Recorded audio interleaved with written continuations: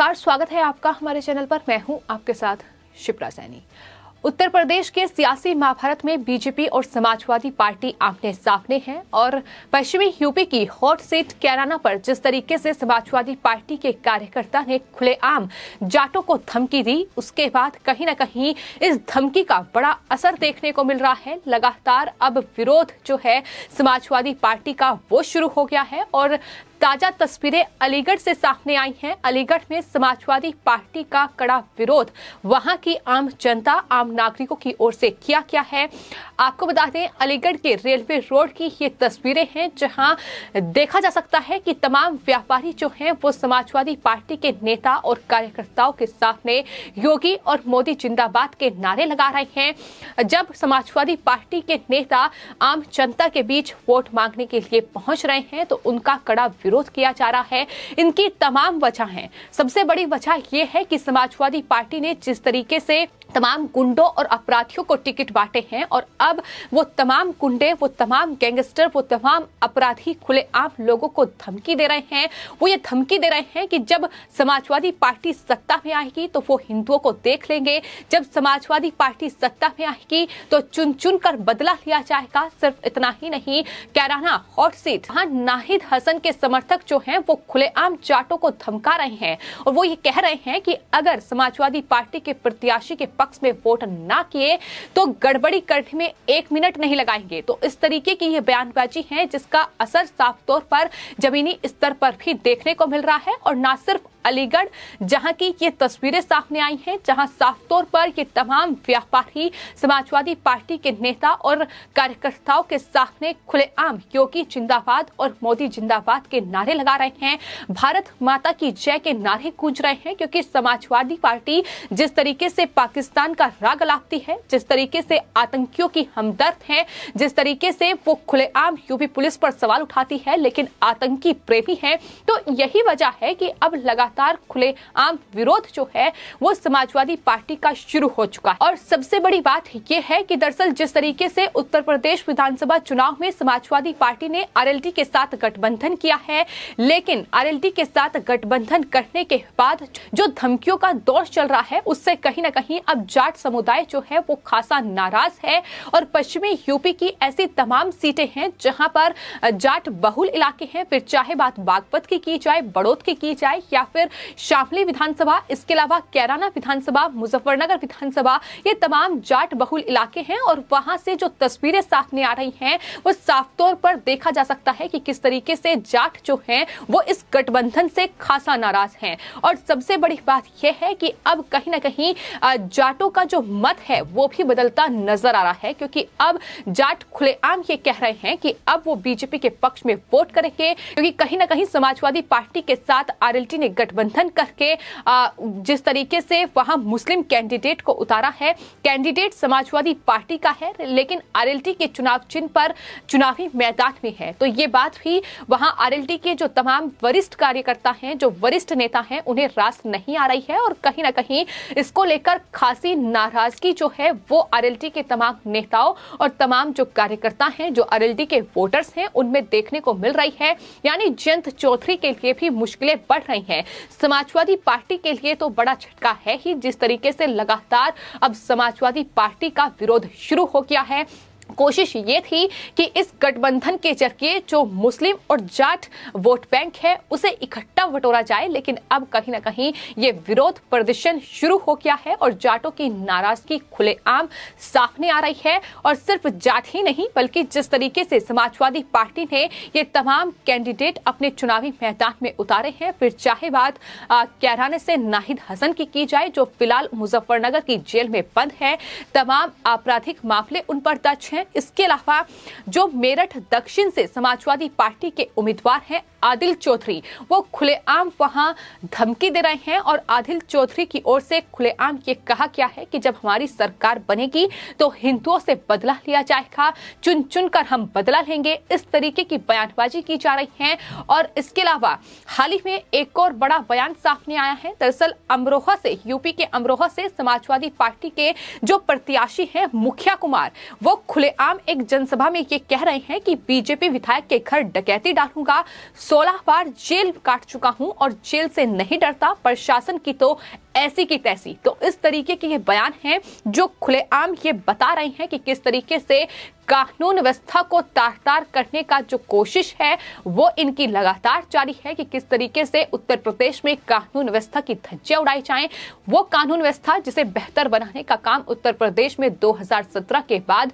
उत्तर प्रदेश में योगी सरकार पे हुआ है। लेकिन समाजवादी पार्टी जो आज ये दावा और वादा कर रही है कि अगर सत्ता में आएगी तो कानून व्यवस्था को बेहतर किया जाएगा, सत्ता में आएगी तो महिलाओं के लिए सुरक्षित उत्तर प्रदेश होगा, और फिलहाल ये सुरक्षित उत्तर प्रदेश नहीं है। लेकिन क्या इस तरीके से खुलेआम धमकी देकर, क्या इस तरीके से जनता को धमकाकर पहले वोट बैंक बटोरा जाए और उसके बाद कानून व्यवस्था को तार-तार किया जाए, यही समाजवादी पार्टी के दावे और वादे हैं। ये तमाम सवाल हैं जो अब कहीं ना कहीं लगातार बने हुए हैं, और जो आरएलडी और समाजवादी पार्टी का गठबंधन था जिनके पक्ष में कहीं ना कहीं वोट बैंक भी पश्चिमी यूपी में था, लेकिन अब जिस तरीके से धमकियों का दौर शुरू हो गया है, जैसे जैसे चुनाव की तारीख नजदीक आ रही है, वैसे वैसे लगातार ये समाजवादी पार्टी के जो कार्यकर्ता हैं, ये जो नेता हैं, उम्मीदवार हैं, ये खुलेआम धमकी देने पर उतारू हो चुके हैं। कोई पुलिस को धमका रहा है तो कोई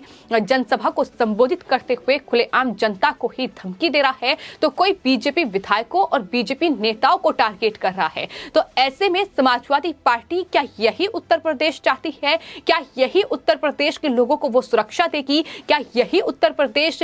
में महिलाओं की सुरक्षा समाजवादी पार्टी कर सकती है? ये तमाम सवाल हैं जो कहीं ना कहीं इन तमाम बयानों के बाद अब शुरू हो चुके हैं। फिलहाल समाजवादी पार्टी के लिए ये विरोध कहीं ना कहीं समाजवादी पार्टी और अखिलेश यादव के लिए बेहद मुश्किल आने वाले वक्त में हो सकता है, क्योंकि जो आरएलडी और समाजवादी पार्टी का गठबंधन करके जाट और मुस्लिम वोट बैंक को एकजुट करने की ये कवायद थी, कहीं ना कहीं अब इसमें बीजेपी ने सेंध लगा ली है, क्योंकि बीजेपी लगातार चुनाव प्रचार कर रही है और बीजेपी के तमाम जो कैंडिडेट हैं इन तमाम विधानसभा क्षेत्रों में वहां जनता के बीच पहुंच रहे हैं और बता रहे हैं कि आखिर किस तरीके से समाजवादी पार्टी कहीं ना कहीं आरएलडी के साथ भी विश्वासघात कर रही है और तमाम जनता के साथ भी किस तरीके से समाजवादी पार्टी ने उत्तर प्रदेश में शासन किया है। ये हम सबने देखा है कि चाहे फिर कैराना से हिंदुओं के पलायन का मुद्दा रहा हो या फिर मुजफ्फरनगर दंगा रहा हो, ये तमाम चीजें समाजवादी पार्टी के कार्यकाल में ही देखने को मिली हैं। तो ऐसे में उत्तर प्रदेश की जनता को सजग रहने की बहुत जरूरत है कि आखिर कैसी सरकार उत्तर प्रदेश की जनता चाहती है, क्योंकि अगर इस तरीके के उम्मीदवार चुनावी मैदान में उतर रहे हैं और अगर ये चुनाव जीतते हैं तो कहीं ना कहीं आने वाले वक्त में उत्तर प्रदेश में हालात बेहद बदतर हो सकते हैं। जिस कानून व्यवस्था को सुधारने में सीएम योगी आदित्यनाथ और बीजेपी ने 5 साल लगा दिए, कहीं ना कहीं एक बार फिर से वो कानून व्यवस्था चरमरा सकती है। ये तमाम समाजवादी पार्टी के इन उम्मीदवारों के बयानों से समझा जा सकता है और यही वजह है कि अब खुलेआम विरोध शुरू हो गया है। तमाम अलग अलग जगहों की तस्वीरें सामने आ रही हैं। ये सिर्फ ना अलीगढ़ की तस्वीरें हैं, बल्कि इसके अलावा बांदा में भी लगातार समाजवादी पार्टी के प्रत्याशियों को काले झंडे दिखाकर मुर्दाबाद के नारे लगाए जा रहे हैं। तो तमाम अलग अलग जगहों से उत्तर प्रदेश की ऐसी तस्वीरें सामने आ रही हैं और जो समाजवादी पार्टी अखिलेश यादव तमाम बड़े बड़े दावे कर रहे हैं कि उनके सपने में कृष्ण भगवान आते हैं। लेकिन सवाल ये भी प्रदेश की जनता पूछ रही है कि आखिर चुनाव आते ही अखिलेश यादव के सपने में कृष्ण भगवान क्यों आते हैं? इससे पहले आखिर राम भगवान उनके सपने में क्यों नहीं आए? आखिर राम मंदिर में एक भी ईंट समाजवादी पार्टी के शासन में क्यों नहीं लग पाई? ये तमाम सवाल हैं जो फिलहाल समाजवादी पार्टी पर दागे जा रहे हैं और जो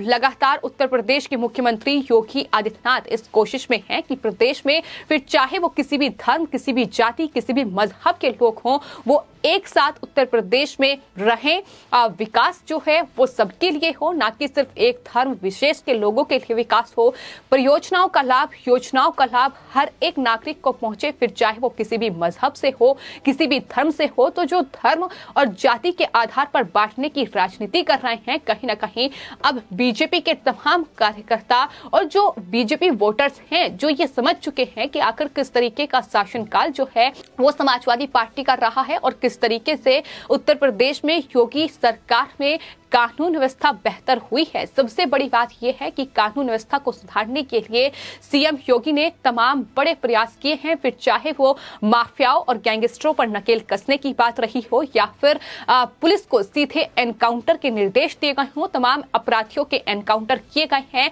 तो जो पुलिस के हाथ समाजवादी पार्टी में बंधे रहते थे और कहीं ना कहीं एक विशेष जाति के लोगों को तमाम खेमों में नौकरी दी जाती थी, वो तमाम चीजें बंद हुई हैं और ये तमाम फर्क हैं जो साफ तौर पर नजर आते हैं। और कहीं ना कहीं ये वक्त है उत्तर प्रदेश की जनता समझे कि आखिर किस तरीके से समाजवादी पार्टी और उत्तर प्रदेश में सीएम योगी आदित्यनाथ का शासन रहा है और कहीं ना कहीं फर्क समझ रहे हैं। यही वजह है कि इस तरीके से अब खुलेआम समाजवादी पार्टी के इन आपराधिक जो उम्मीदवार हैं, जो आपराधिक छवि वाले नेता हैं, इनका खुलेआम विरोध जो है वो उत्तर प्रदेश की आम जनता कर रही है, जिसकी तमाम तस्वीरें अब सामने आ रही हैं। फिलहाल आपकी इस पूरे मामले पर क्या राय है, हमें कमेंट बॉक्स में जरूर लिखें और चैनल को सब्सक्राइब करें। धन्यवाद।